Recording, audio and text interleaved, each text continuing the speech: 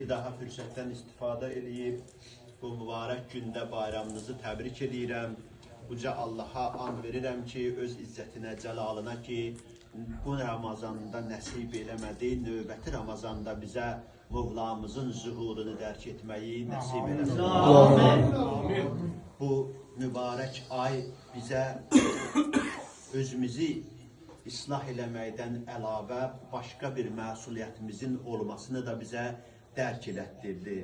Bu məsuliyyət bizim bir ictimai varlıq olaraq ictimai vəzifəmizdir. Başqalarının üzərində, başqalarının üzərimizdə olan haqqıdır. Təqva haqqında danışılanda yəqin ki, eşitmişsiniz ki, müttəqilərin sifətindən biri də nədir? Və mimmə rəzəqnahum yunfiqun. Onlara verdiyimiz ruzidən başqalarına da infaq eləsin. Yəni bu mübarək ayda ki, biz özümüzə məhdudiyyət qoyduq, biz özümüzə yeməyi qadağan elədik, içməyi qadağan elədik. Bunu ilə biz müstəzəflərin, zəiflərin halını dərk eləmiş olduq.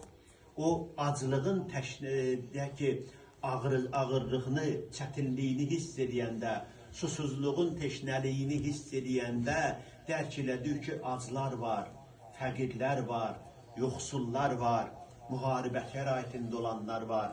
Bunları dərk eləməyə başladıq, bunların hallarına acımağa başladıq.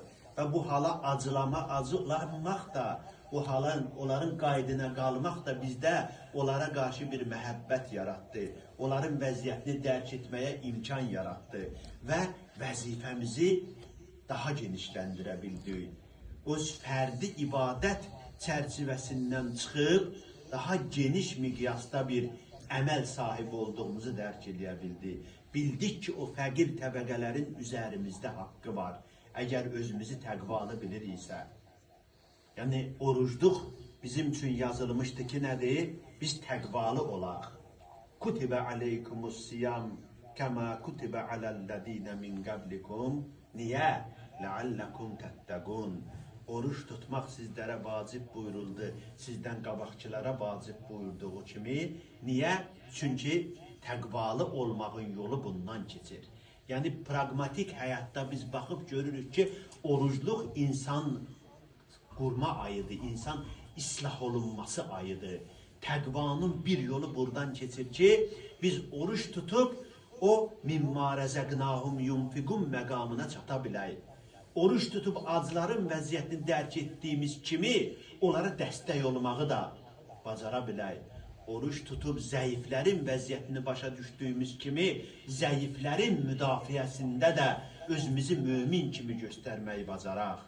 Zəiflərin mübarizəsində məndən keçdi, dostuma dəydi, qardaşıma dəydi prinsipi ilə yox.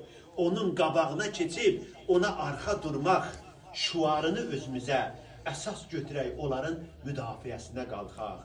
Bu tək döyüş meydanından getmir, bu ailə daxilində, bu qohum-əqrəbə daxilində, bu cəmiyyət daxilində, bu bütün kateqoriyalı, cəmiyyətin bütün kateqoriyasını əvəz eləyir, əhatə eləyir.